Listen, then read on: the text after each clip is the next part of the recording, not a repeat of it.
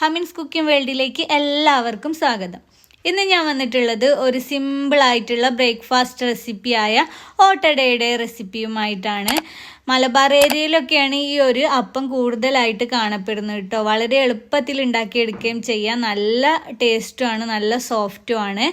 അപ്പോൾ എല്ലാവരും വീഡിയോ കണ്ടു നോക്കുക. നിങ്ങൾക്ക് ഇഷ്ടപ്പെടുകയാണെങ്കിൽ ലൈക്ക് ചെയ്യുക, ഷെയർ ചെയ്യുക, ചാനൽ സബ്സ്ക്രൈബ് ചെയ്യുക. അപ്പോൾ നമുക്ക് വീഡിയോയിലേക്ക് പോവാം.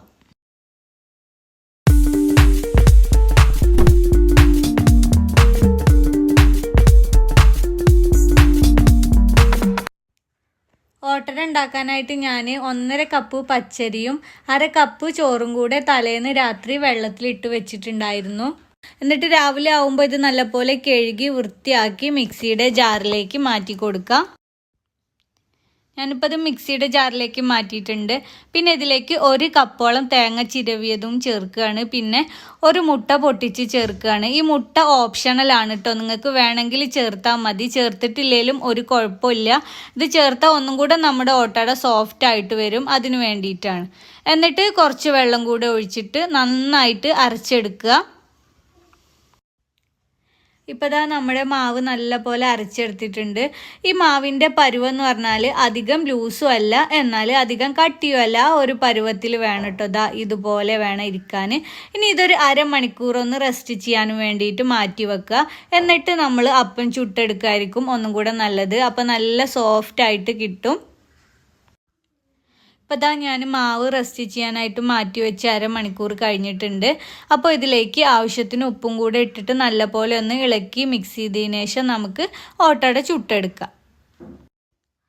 ഓട്ടട ചുട്ടെടുക്കാനായിട്ട് ഞാൻ ഇതുപോലെ ഒരു മൺചട്ടിയാണ് ഉപയോഗിച്ചിട്ടുള്ളത്. ആദ്യം ചട്ടി ഒന്ന് നന്നായിട്ട് ചൂടാക്കി എടുക്കണേ. എന്നിട്ട് വേണം മാവ് ഒഴിച്ചു കൊടുക്കാൻ. പിന്നെ ഇങ്ങനത്തെ ചട്ടി നിങ്ങളുടെ അടുത്ത് ഇല്ലെങ്കിൽ കുഴപ്പമൊന്നുമില്ല. നിങ്ങളുടെ അടുത്തുള്ള നോൺ സ്റ്റിക്കിൻ്റെ ഫ്രൈ പാനൊക്കെ ഉണ്ടാവുമല്ലോ, അതിൽ ഒഴിച്ചാലും മതി. അപ്പോൾ നമ്മുടെ ഓട്ടടയുടെ ഷേപ്പ് ജസ്റ്റ് ഒന്ന് മാറുന്നേ ഉള്ളൂ കേട്ടോ, വേറെ കുഴപ്പമൊന്നുമില്ല.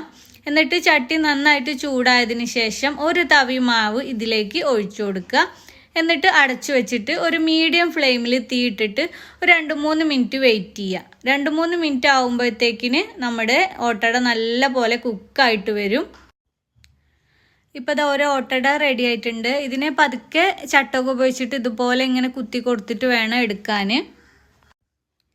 ഇതുപോലെ നമുക്ക് ബാക്കിയുള്ള മാവിനെ മുഴുവനും ചുട്ടെടുത്തിട്ട് വരാം.